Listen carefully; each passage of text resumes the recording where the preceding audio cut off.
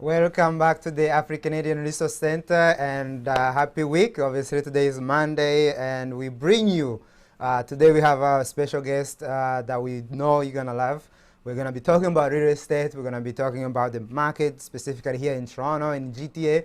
And we really want you to pay attention to the advice that he gives, especially for young people who are looking to enter the market, but also for people who are interested in buying houses.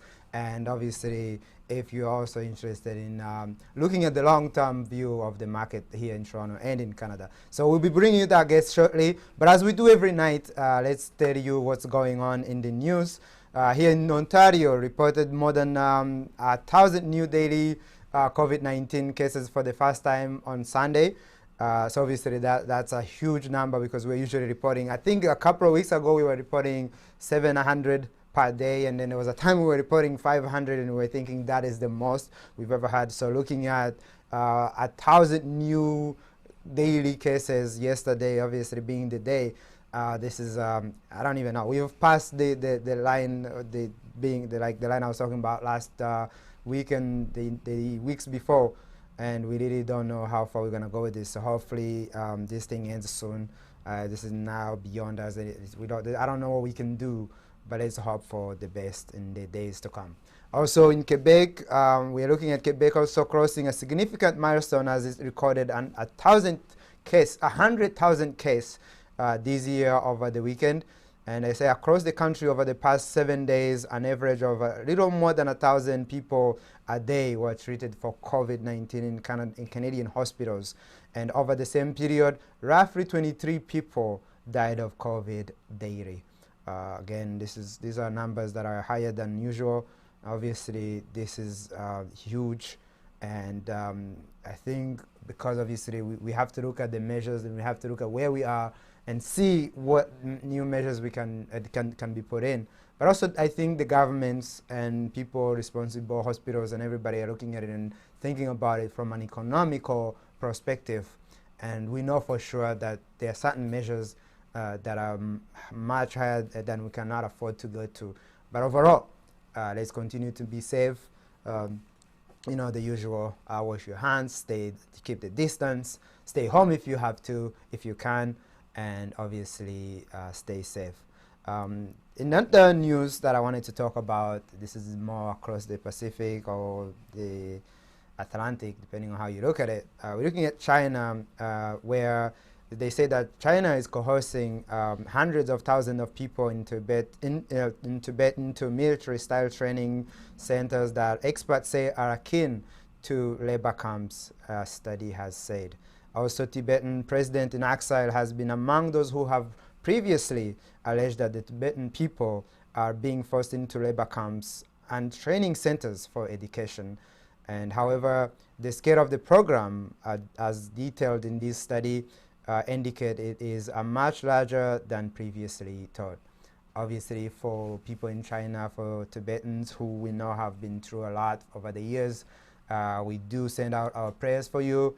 And for China, we hope that they can look at this and, you know, obviously this to me always brings scare because I think 2 years ago when I was in Poland and Germany, obviously looking at walking through the concentration camps with many young people who were much younger than me at the time, we were always asking ourselves the same question that I think many people, even people from my home country of Rwanda, ask ourselves, which is how in 2020, how in 1994, how in 1942, 44, that these things are still happening. Having seen what took place in Germany and Poland, now obviously having seen what took place in Rwanda, I'm talking from my experience, how are we still being able to see this today in 2020?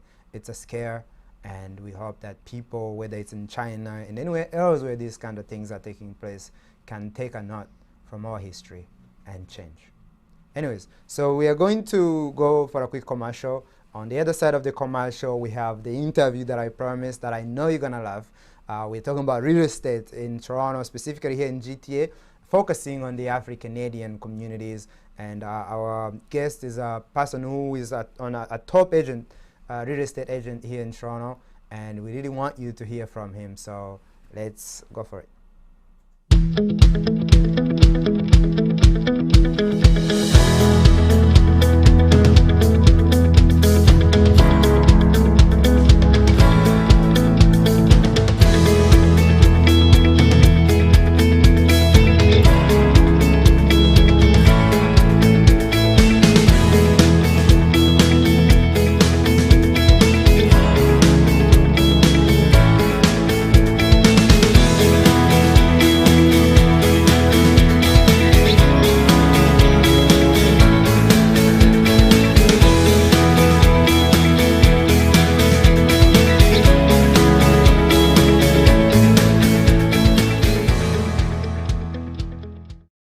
A message from the Government of Canada.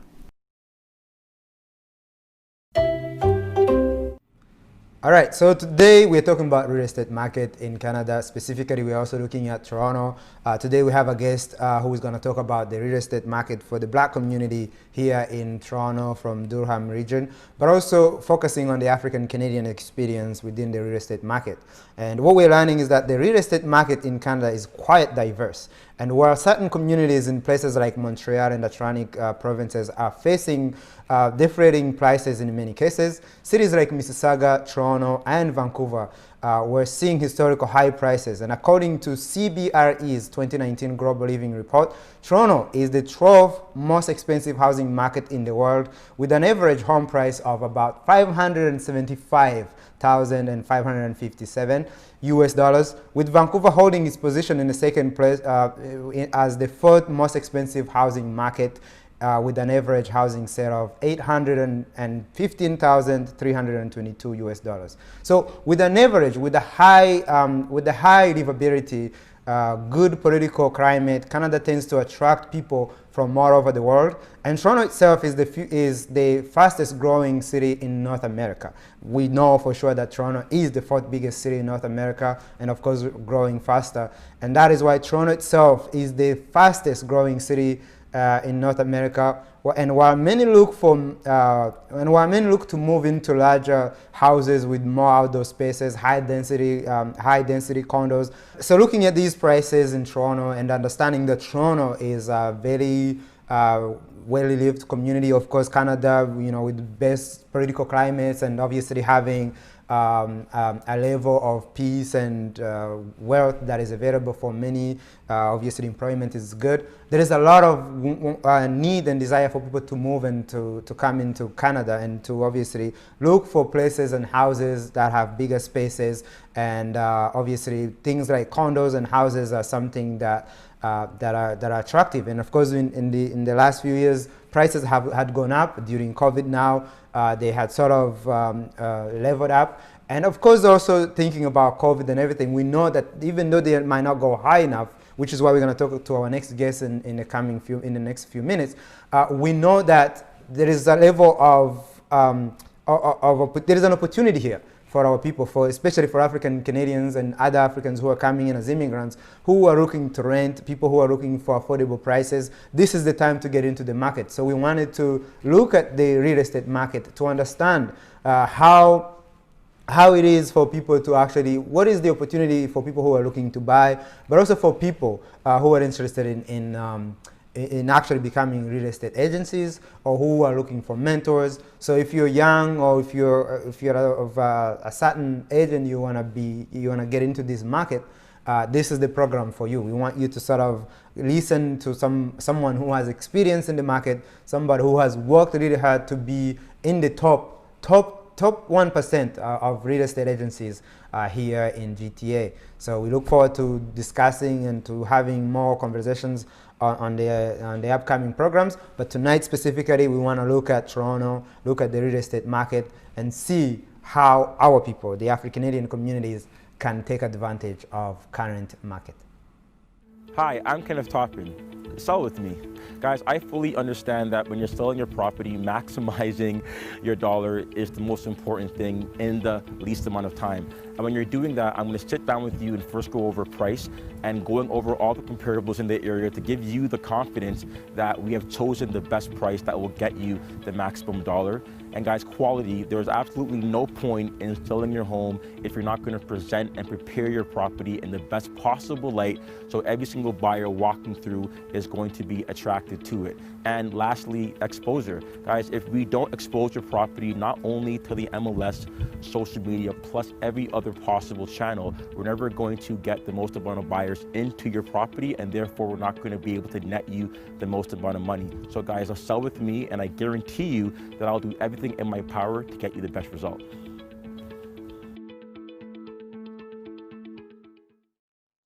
All right, Kenneth, thank you so much for joining us. So we really wanted to join you. As you know, COVID in Toronto, pretty much the lockdown is back to level 2. So we're not able to actually do an in-person meeting, and we've seen you on social medias, you're all over the place. We would have loved that. In this case, we're just here connecting through Zoom. Let our audience know who you are and what you do in the community as a real estate agent. Yeah, so a real estate agent focusing in on the Durham region.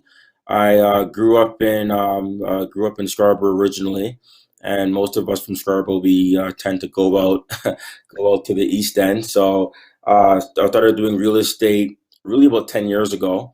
Started off my career with Century 21 Leading Edge, and I joined Remax Hallmark just a little bit over a year ago. So it's definitely been a journey. Real estate isn't something that you just kind of jump in for the most part and to start taking off. You just kind of put a little bit of work into it. So right now, I'm about like top 1% in Toronto and the GTA for just other real estate agents currently, and I continue to try to strive to the top, man.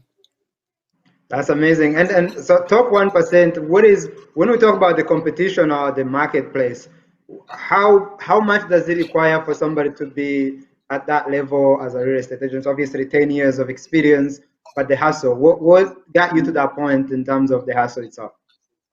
So what got me to get to that point? Like, so how did I Yes. from start to how did I start? Yeah, so Yes. so it's a lot of hard work, man. But it I really they base it off of unit sales, right? So it's pretty much like just the more volume you do over time, they'll put you into a category of you're like the top 1%, right? And really it's just the simplest way is lead, follow up, and close, right? It's the ability to go out there and just find people who want to do something in real estate. When you first start off, you're figuring out how you're going to go about finding new business, and there's various ways that you can do it. So what got me to this point originally was just finding more creative ways just to get leads, and then kind of figuring out what type of realtor I wanted to be. Did I want to be more of a buyer agent? Did I want to be more of a seller agent? So I decided to be more of a listing agent, where I sell the house for the client and help them buy something. Yeah, and then it's really door knocking, getting out there, right? Like getting out there in the community, picking an area that I can specialize in, and being that go-to person in an area. I would say that's been my largest help so far. Really, is just being that go-to person in a particular area in the Durham region. Then just the systems on following up, right? It's when I started off, I would lose a lot of business just from simply not calling people back because I was just getting myself organized. But having good follow-up systems and a CRM database to remind me of when to call people back has been huge. And then closing, right? Being able to get a person to convince you, like getting a person to convince them, sorry, that you are the person for them to hire, right? There's 60,000 registered real estate agents in the Toronto real estate board, so there's a lot of competition, and finding different ways to have a competitive advantage. And when you look at the market, obviously you're in Durham, but you understand Toronto, you understand Ontario market. Yeah. What is do you see more of our African Canadian members represented as agencies, or what is the challenge in your opinion? If you have none, is there a number that you feel like, you know what, this is good, or should we be advocating for more on that area? For more realtors, you mean? Yes. Yeah, we're severely underrepresented. It's highly, highly. You know what? For well, no, but for starters, I mean, we are 3% of the population in Canada, right? So I know Mm. that by and large, and then what percent of Black individuals are seeking out a career in real estate to begin with, right? So I do know we're underrepresented, but a lot of it is just education, awareness of what the field is. When it comes down to the successful real estate agents, right? Like 90% of the income is made by 10% of the realtors. So when you get out there and you look at the successful realtors, when they're going up on award day or award show, we're highly underrepresented, right? It's you have a lot of the other communities, but we're not really out there. So I would definitely say that we are under represented, which is why a lot of individuals a lot of that's why a lot of people of color they end up Mm. going to a different race for real estate. They'll use the white guy, the Chinese guy, the Indian man only because sometimes they just were underrepresented. Yeah. Yeah. No, for me, obviously, I'm asking you because here, the African-Canadian Resource Center, one of the things we want to also identify is uh, where do we need to focus on as far as identifying, obviously, resources like yourself, but also what space that maybe we need to focus on in terms of advocacy, but also raising awareness. Because I think it's one of the goals for us is we want to highlight individuals like yourself, but also we want to also highlight areas where our people maybe might think and say, you know what, oh, there is opportunities in those areas. But of course, during a time like COVID, we're also looking at COVID and how this is affecting your work. Uh, for you in the area of real estate, how has COVID affected you, both positive or negatively?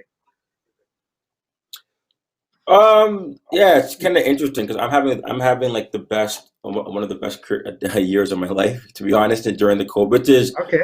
which is a very yeah, which is not a yeah. I know a lot of people are going through some trying times during the COVID season, and people ask me about my career, and it's like taken off, right, which is kind of interesting. Um, Real estate for me was non like my career wasn't too impacted because a lot of the people that I work with are selling their house, meaning these are a lot of people that have or they're sitting on $400,000 because they bought a home like 10 years ago. So all of those guys that have the money already, they were just transferring to a bigger home so they could afford it. A lot of my clients have these kind of quote unquote white collar jobs where they're, the senior managers, directors, those corporate jobs where a lot of them are working from home, still protected, but they're working from home. So from a work perspective, a lot of my guys, they were also protected from their workplace. So if anything, COVID had when they realized that we couldn't get out there as much. I realized that I had to just do more, put in more systems in place to be successful. Because, for example, every single business, if you didn't have an online strategy before, you better have one now, right? If you didn't have a Yeah. way, if you weren't thinking about online before, it has to be part of your it has to be part of your strategy moving on for the next couple of years. So I really jumped into online leads and systems to convert them and that whole game for online. And I really did I put more money and resources to an area where Mm. I felt that we needed to go. And because of that, that also helped me do a little bit more transactions this year because I went the online route. So That's what it amazing. really it's just pivoting, right? It's just I find that Yeah. in And in difficult times with the pivot. Yeah. yeah, and I Go think on. that's one keyword for you as an entrepreneur, for entrepreneurs, is always the idea of you have to pivot, you have to find out where the market is going and follow that. What is the market looking like for houses in Toronto? I personally am interested, but I know a lot of people that would be interested. Is it the time for us to get in and buy a house, maybe condo? I know I've had you speak on a different platform advising people between the difference between buying a condo and a house. What is the market looking like for somebody who is looking to buy? So here's what I would say, right? I believe that like the journalists on CIBC and Globe and Mail and Toronto Star, they're paid to say something. They have to say something, right? They have to have an opinion because that's what they're getting paid to do. And then you find that if you took all the articles that you read from January to now, they have no idea what's going on. Every 1 minute they're saying we're this, next minute this, because we can't control acts of God, right? We can't control COVID. We don't know, no one knows if they're going to go to a stage 2, 3 shutdown where everything is down. If that happens, then right, if they start saying something along the lines of you're not allowed to show houses, it needs to be virtually only, for example, that will cripple the market, right? So I would say that as of right now, as we're still open, while we're still allowed to go out and look at homes, the market's very strong. That's why there's been massive growth in the GTA. This year has been one of the strongest years for real estate growth all year, right? I believe that, and I don't go off of the hunch or hope that there's going to be another wave, there's going to be a massive shutdown. I'm not going off that assumption. So right now, I believe that the market's very strong. I believe that if you don't get into the market sooner than later, you're going to be regretting it in the future. And that's for people who are buying, meaning the prices are lower now than. Do you know? Obviously, not based on a hunch, maybe estimation. How long will this market last for? Because again, going from what I'm hearing from people overall in general, this wave might last for the next year and a half or so. Obviously, nobody knows. But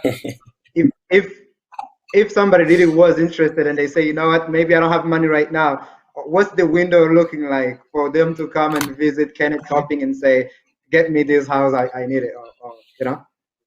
I mean, the problem is people are waiting for the real estate market to just collapse. To crash. Like they're waiting, yeah, they've been on my Facebook from 2010. If people scroll back, I was debating people about the market popping. Everyone thinks the market is going to pop and go down to like average home drop by $100,000, right? Here's what I would say is that over like a 10-year period of owning real estate in the GTA, there's always been an incline, right? There's always been an incline of growth, right? Trying to figure out like, maybe, like for example, right? If a lot of people were using the CERB checks, right? Now a lot of those people, that CERB has run out. So how are they going to be paying their mortgage, right? If a lot of those people start to default on their mortgage, there'll be a problem. But there's a lot of people still that own homes that have jobs that are still allowing them to work from home, right? And those people I think are going to be able to save the economy. So the only way I see the economy really, really dropping, or the house pricing really, really dropping, is if this COVID stuff picks up even more and they start being stricter on being able to see properties. That will only cut it off for a moment in time. Or if they do something with the interest rates. But as of right now, the interest rates are at an all-time high. The demand for houses is still at an all-time high right now. And I don't see it crashing to a point where I don't see it crashing anytime soon, to be honest. Yeah. No, that's amazing for somebody who's also not just interested on houses, but overall economy. It's always good to know because if you look at generally, and you can correct me if I'm wrong, but our economy is based on mainly the owning houses. The real estate market is a key factor in our economy here in Ontario, and I think I assume throughout Canada. And I think having that structure remain strong is good for our economy, which allows obviously for life to go on as normal compared to what takes place in other places. We've seen what can happen when real estate crashes in America, obviously 2008. For also maybe for the market, my question is for people who are interested in being real estate agencies, and now you're speaking to young people, maybe who are graduating college or who are not even in college, because sometimes they don't need to go through that. What is your advice right now? Give me a second. For them? What is my advice? What is your advice for somebody who wants to step in right now in 2020 in the middle of COVID? All right, let me give you the advice. I'm gonna give you I can only keep it real. Okay. All right. That's all we want, man. That's all we want. guys, this is the reality, right? I've come to this realization, and I the reality is that Will Smith said this, right? 99% of people are not prepared to do what they need to do to get to where they want to go. Like, you know what I mean? To get to that top 1% of anything, most people are just not willing to put in the work, right? And it's a very serious thing, right? Guys, I've knocked on over 6,000 doors. Literally, I can quantifiably, whatever I say, I can back it up with numbers and facts and numbers, right? I can literally show you over 6,000 doors that I've knocked on, right? And you can see the dates and the times that I've knocked on it. It's like winter, cold, snowing. Mm. You know what I mean? And I've heard no like over like 5,000 times. You know what I mean? I've knocked on doors and people are like, yo, who is this black? You know what I mean? I can imagine that, yeah. I'm like Yeah. 240 pounds. I'm like 6'3", 240, right? So it's like, so the reality is like, you have to have that mindset. I'll tell you, so number one, you can succeed in real estate, but I would say that the largest thing that is holding realtors back being successful is just simple work ethic.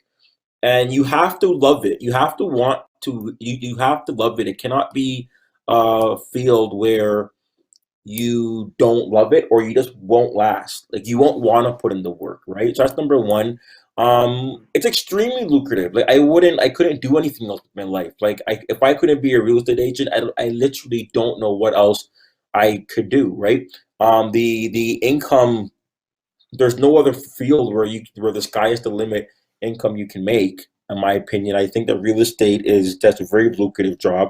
I tell realtors all the time, like there's no reason why you shouldn't be able to make six figures in real estate. Like absolutely no reason. I'm talking about that either means you're doing something terribly wrong if you can't make the six figures. But why many people don't is just simply because of work ethic. So, do I think it is a great field to get into? Yes. Do I feel that you have to have a strategy coming in? Yes. Right. You have to have a strategy. You have to have an understanding of how you're going to tackle this industry. You have to know what your value proposition is. You have to understand how to present it. Right. Very, very, very important. Right. Like because people charge. I mean, I charge like, you know what I mean? Like, I don't charge under 5% to sell the house, for example. I don't. I charge 6% actually, right? So some people charge 3%. You know what I mean? Some people charge all these numbers. People come to me and say, Ken, I have this person that's charging me only 4.5. I'm like, I know guys that I can do it for 0.5%. I charge 6. What's your point? Like, so Yeah, what you service have are to. they providing? Yeah, what services are you providing, right? So you find that real estate, you have to like if you don't have a sound strategy, you will end up either getting in, charging nothing, and or charging limited amounts, not being a value based realtor, and you end up kind of kicking yourself out of the industry as well, right? So I would say that to anyone looking to get into it, yeah, but it's a very hard job. Like real estate is a very, very, very hard job. It's not easy, and that's why the stats are the stats, right? So 70% quit in their first year. The average realtor Mm. does 3 deals a year. Average realtor, Yeah. 70% are part time, right? Okay. 70% are part time. They're doing it on the side. It's huge, right? And I And you think can't maybe survive. knowing, yeah, having that number, having those numbers, and obviously hearing from you, you got to love it. And I think that's for anything. If you love something, or if you don't love it and you're in it for the money, most likely you're not gonna go far. And I know because I've done the door-to-door thing. It wasn't real estate, but I know the hassle of getting somebody to actually sign anything. Forget about like even answering the door and saying hi to you, because sometimes you're like, yeah, no, we're busy. So I Yeah, definitely understand. Once you make that reference, it makes sense. But I guess my question now on not real estate necessarily, but also maybe looking at it in terms of legacy for us as African Canadians. Do right. we have any structures, or do you know of any structures in Toronto that are by African Canadians? Is there anything in works that is like being built or being sort of commissioned by African Canadians? And I'm saying this not because I want to separate us from the rest of Canada, but I think it's always Yeah. nice to know, okay, we have people, our people that are doing this and this, like we have you here on the program. Anything in that area that you might maybe inform us on? You know what? Like the most, I would probably, I'd probably say that. Give me a second here. I'm just pulling it up. I would probably say that the what do you call it? The do you know Isaac Oluwafi? Yes, this Nigerian, right? Dreammaker, Sorry? Dreammaker. Oh, yes, I know them. Yes, yes, yes. Yeah, you know what I mean. Like when it comes down to just like someone in the black community that is taking things to just a whole nother level or spectrum when it comes down to cultivating blackness in the city of Toronto, especially when it comes down to real estate and getting into and putting us on the path to the right direction. I think that hands down, I'll tip my hat to Isaac. The thing is that it's we talk about a black community, right? Mm, And what and it's a very complex question because it takes group economics, right? yeah. It takes these other communities, they are amazing at crowdsourcing money and funds, excellent at it. Developers like say Isaac gets the funding to be able to go out and buy like 36 acres and 60 acres or whatever it is up in an area, and then through that we're able to transition people in, right? So that's how the Brampton, like that's how the Indians do it very well. The Chinese can do it very well. The Jewish do it very well. Just that group economics, the Persian communities, and that's why you will find blocks in areas where all you see is a certain culture, right? So how do you now get to that point? So how do we do it as blacks, right? It takes, and the thing about it as well is when the and that's how it's done, right? They will source like 20-30 million dollars, like boom, right? A And by developer the will way, a go lot tell of those this guys, money might be even coming foreign, right? It might be foreign money sometimes. From what I'm of hearing course, in yeah, Toronto, a most of lot, it is yeah, foreign. a Yeah, lot. yeah, A lot is foreign money. A lot, like a lot of this stuff is foreign money, and foreigners love to invest in the Toronto real estate. Toronto real estate has given foreigners like some of the most returns that they'll ever see in their lifetime, right? So mm, their ability to use group economics, their ability to raise 20 million. If you can raise $20 million, like you know what's like, all you need is a 50% down payment to get financing on land. And then all you need is 30% building cost to get financing on the construction cost. So really and truly, $20 million can get you like up to, 60-70 million dollars worth of money to do something, right? So it's they can do it, right? So for our community now, back to us, you mm, know, the ability for us to raise that type of capital is important, number one, but raising it, and then also we're not really known for doing it yet. So there's a lot of yeah, skepticism within our community, right? It's like like handing over a bunch of money to individuals yeah. in our community. Yeah, We've never done something. Yeah, there's that. yeah, We have like in other communities, yeah, they've been doing it, so it's like they feel comfortable, they feel safe, they feel like it's gonna happen. Our community, yeah, there's still that kind of like kind of a questioning if this is legitimate or not, and it's yeah, that's a barrier that the black community, that trust factor within our own black community, is something that's going to take a while to maybe even overcome, maybe not even in our lifetime, but I would say that it's not easy to build a community like a Markham, like the Chinese have, or Forest mm. Hill that the Jewish have, or Mark, you know what I mean? But it will start with doing something like that. Amazing that you point those things out because I've always thought about those things in terms of like how do we get those kinds that level of obviously the crowdfunding, yes, but the unit or even an understanding of who do we go with, because as Africans we're not just going to take the money and say it's whomever that comes up with an idea should get it. It's also the experience, understanding of the market, where somebody like you maybe, or the Isaac of the world, there's gonna have to come a level or a time when we can also do that. Because if you look at the community we're in Ontario or Canada, naturally we're supposed to if we want to compete. So hopefully we get to I that think he's level. doing But it. And to be honest, like that building across from Yorkdale Mall. I mean, to be honest, like like a lot of eyes, like not to put pressure on the poor guy, not poor guy. That he's very well yeah, off. yeah. Yeah, I mean, yeah. I mean, not to Uh, put pressure on the guy, but I mean, he did a building across from Yorkdale Mall.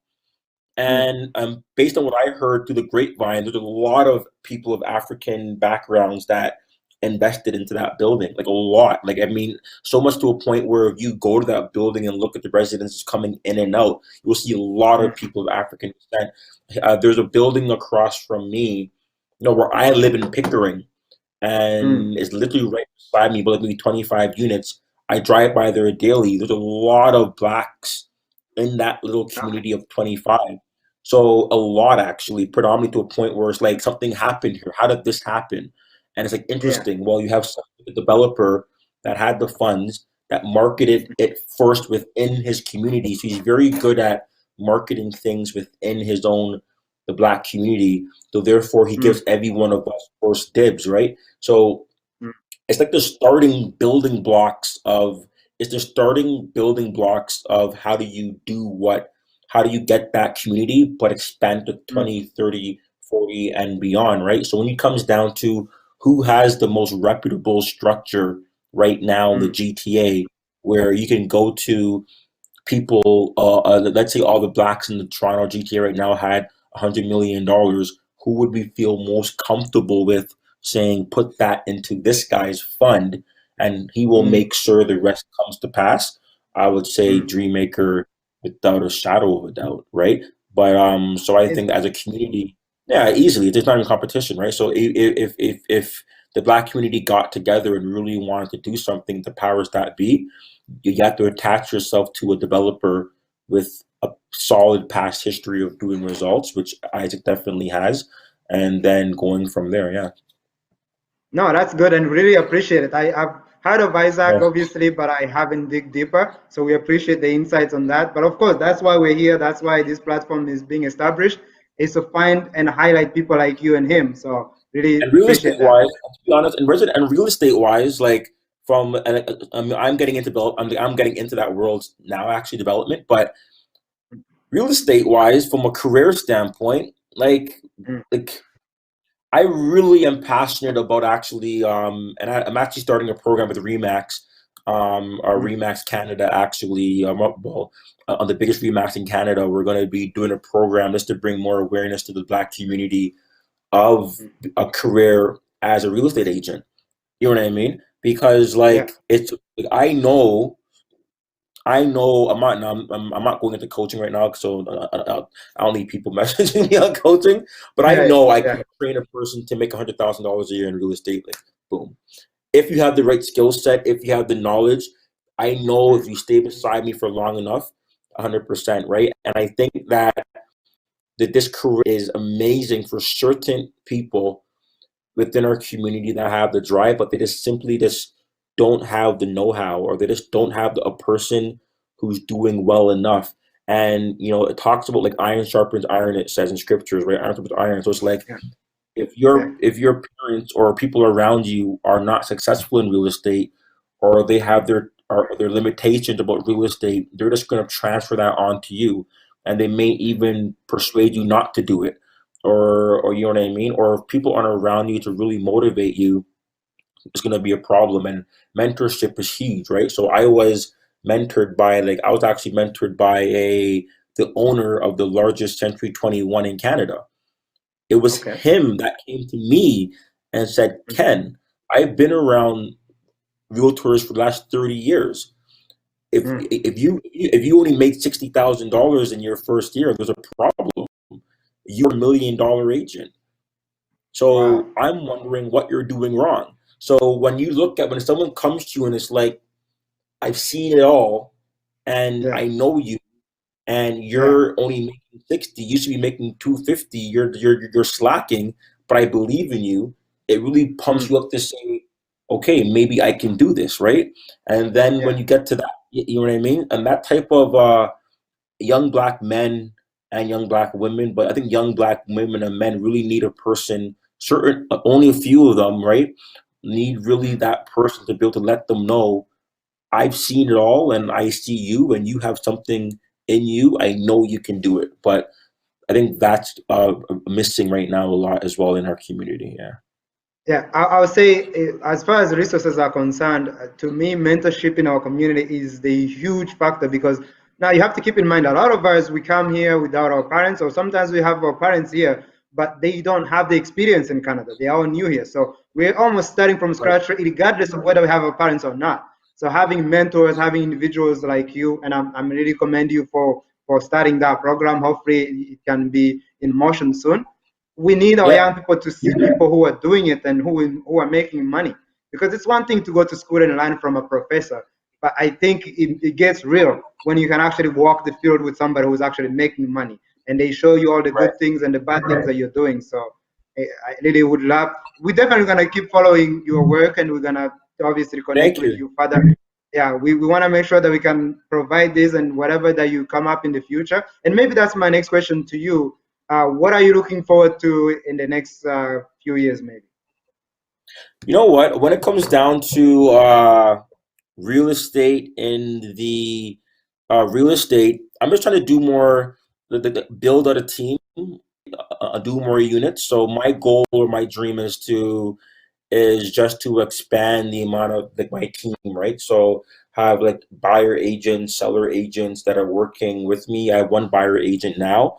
My goal is just to be able to literally get leads from people or get leads online, and just grow my team out. To be honest, I'll grow my team out as far as possible. Maybe not even only be in Durham, but expand, be like be in Brampton, Mississauga, everywhere. But my goal is just to do more units, right? So if I'm doing 50 now or 60 now, how do you do 100? How do you do 200? How do you do 400? How do you just create a system? Many people don't, and this is for realtors as well.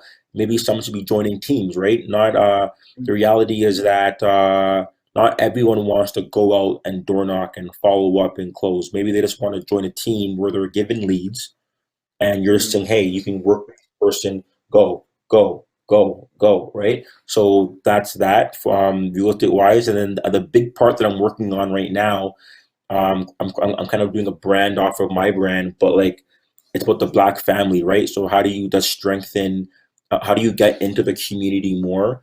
Not only talking about real estate, but just talking about how do you heal and strengthen the Black family in general, right? So that's kind of my strategy moving forward. And obviously from there, people know me, connect with me, and business flows from there. But the biggest thing I'm working on right now is how do you strengthen the Black family? So different pillars. One is obviously through real estate and investing.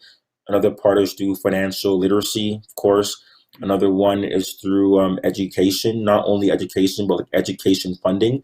I mean, I have a kid now, and for like $50 a month, we can pretty much, if you start when he's 1 or 2 years old, he's not going to have to pay for university or college, right? Thinking, it's insane, right? So I'm like, guys, in the Black community, we have to have we should start a movement where our kids are not having to pay for university or college, right? They start off somewhere where they can actually build instead of spending time paying off those fees and Right. stuff. Yeah. So you just live. So you just when they're one or they're two or they're three, whatever you start now, just put $50 a month away for the little guy, $100 a month.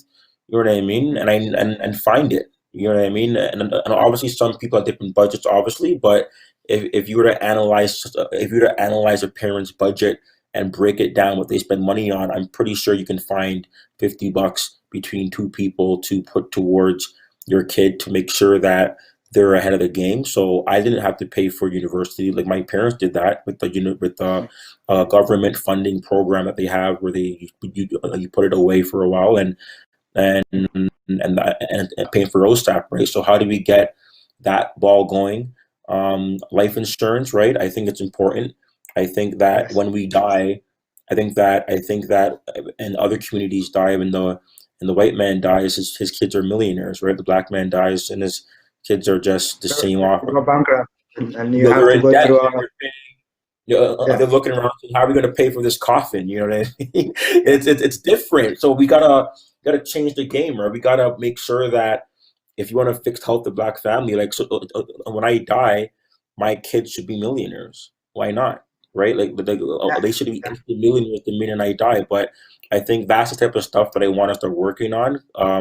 But it's hard for people sometimes to be thinking about a next generation after us when we die, right? So we're thinking, okay, but it's important, right? So we have to make sure that when we pass on, we're leaving things behind. So even through life insurance, many of these people who are buying properties now, the grandma and grandpa passed away, and the mom, you know what I mean, and now they're buying properties, right? It's important. So building the black family Honestly, unit is.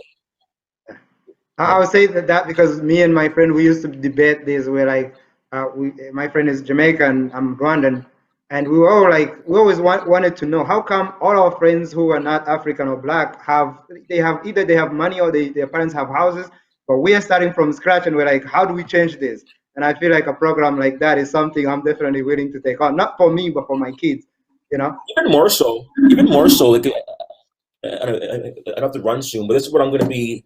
There's something that I'm pushing forward within the black community, which is like, I mean, I'm not sure how to word this without being offensive to our parents, but like, so I'm Caribbean, right? So I'm actually half Trinity and half Guyanese, right?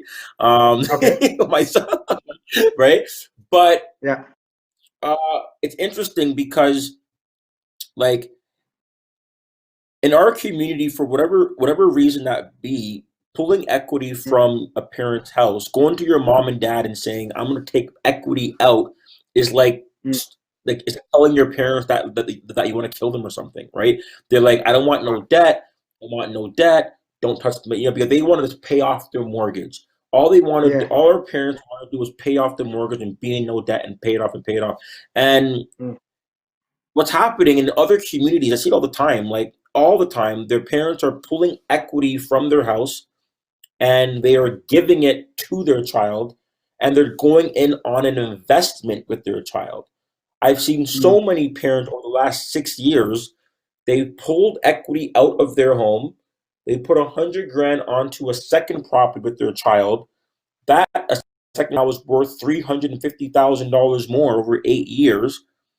So now they've gotten their money back plus some, but now they Yeah. have two properties, right? And they're using their equity from their home to further grow their wealth. And And how do you know, as a person who, an average person like me, and I don't want to keep you too long, how do yeah, you know that system? How do you get to know how to do that? Because I feel like they're coming from a place of fear. They think, okay, if we don't touch this, we're gonna just pay our home and they will be good. How do you get to so know? yeah, I guess that's a part of it. yes. So that takes people like even myself, to be honest, doing a better job educating our parents on what that is, education, because they feel that they bought the home for 400 and they only owe 150. So the thought of adding another $100,000 to their house, so now they owe 250, they feel it sets them back, right? Because they Mm. bought it for 400. I spent the last 20 years bringing it down to 100. I'm almost Mm. done, and you want me to add another 100 to that? You must be Mm. crazy. That's what they think. Yeah. But they're Yeah. failing to realize that their home that they bought for 400 is now worth 900, or their home Yeah. they bought for 400 is now worth like literally 900,000. Mm. Or more realistically, the home they bought for like 200,000, or they say 250 back in the day, the home they bought Yeah. 250, they only owe 50,000 on it. So they're thinking, oh my goodness, I'm almost done. You want to add 100,000? Mm. You want to take me back 15 years? But they're failing to realize that home that they bought for 250 is worth 800. Has So already they're so quadrupled. It's already made more money yeah. than what you paid for. Yeah. Right. So really, but they're not seeing it. But we're like, it's worth 800. So really and truly, you Mm. have 800 minus 50. You have $700,000 worth of Mm. money to play with. So when you're taking out 100,000, yes, you're adding 100 grand back to what you owe, but you're reinvesting it into another property that's going to grow by $300,000. But they just don't Mm. see it. That they just don't see it that way, because really it's not real money. It's just like equity that's been given to them. So Yeah. it's very hard for parents to rationalize that. And because of that mindset, they're not loaning money to they're not putting the real estate equity that they've gained over the years into the Black community. So what they're doing, they're waiting till they die. And then when they die now, yeah.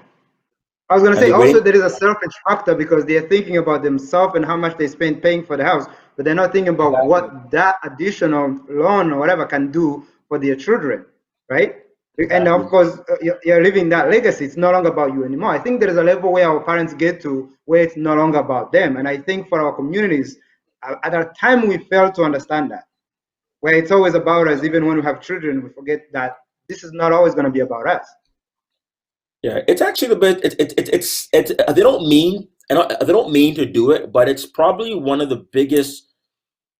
It's one of the biggest, probably, like, hypocrisy scenarios in our community, right? They will, like, our elders will be like, you know, we gotta grow the Black community. We gotta see our children better, pro-Black, Black. But wealth through real estate is the #1 wealth accumulator worldwide. Anyone will tell you. Everyone will know #1. And the people in our community that have all the wealth in real estate are the parents that are not reinvesting it into their children. So you are actually crippling the Black economy. But you're out there talking about, we need to do this, but you're not prepared to do it yourself. And not that they're not doing it by knowingly, but like by just not understanding that concept, they're just they're doing it unconsciously, right? So I think that waking up that sleeping lion is extremely important, or we're going to be behind. Because that home, that waiting 25 years for all, or let's say waiting 30 years, let's say 30 years for all our parents now to pass on, 30 years from now, well, by then all those houses are going to be worth like $1 million, like $800,000 more. We're going to be so fine. We're going to be so far behind the 8 ball that we're not going to be able to catch up. Yeah, and it will be, we all have prime time. Everybody's is different, but we all in our own lives have prime time where we can actually push certain things that we can't push at different ages.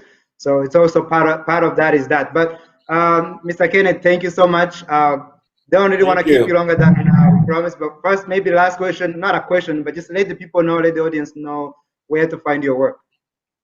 Yes. So you know what? My website is www.kennethtoppin.com. You can also follow me at Kenneth Toppin on Instagram. You can also find me at Kenneth Toppin Real Estate. Kenneth Toppin Real Estate on Facebook. You can Google my name, Kenneth Toppin. I'm the only Kenneth Toppin, I think, in Toronto, and I take up the first 3 pages of Google. So that's when I know you're in the market, man. When you talk about all real estate, and I take up the first 5 pages of Google. You Google my name, and all you see is Kenneth Toppin, right? And you're not gonna read anything in the star that says stay away from that guy. My Google reputation is still pretty good. 5-star reviews all over the place. So hopefully, yeah. But call me anytime. I do real estate, not only in Durham. 80% in Durham, because I think you have to have a speciality, but the concept of buying and selling is the same fundamental principle, whether you're buying in Markham, Vaughan, Brampton, doesn't matter. So I can help you guys anywhere in the GTA as well. And thank you so much for having me. No, I really appreciate it. And like I said, we're going to be reaching out. We need to connect more because we know our community needs these kinds of information. I see you. And so really appreciate your time. All right, man. Have a good one. Appreciate it. God bless. Have a good one, man. Peace. Okay, bye. All right, so tonight I want to challenge some of us who are much older in our communities, in the African Canadian communities. I want to challenge you to think about what legacy are you leaving your children?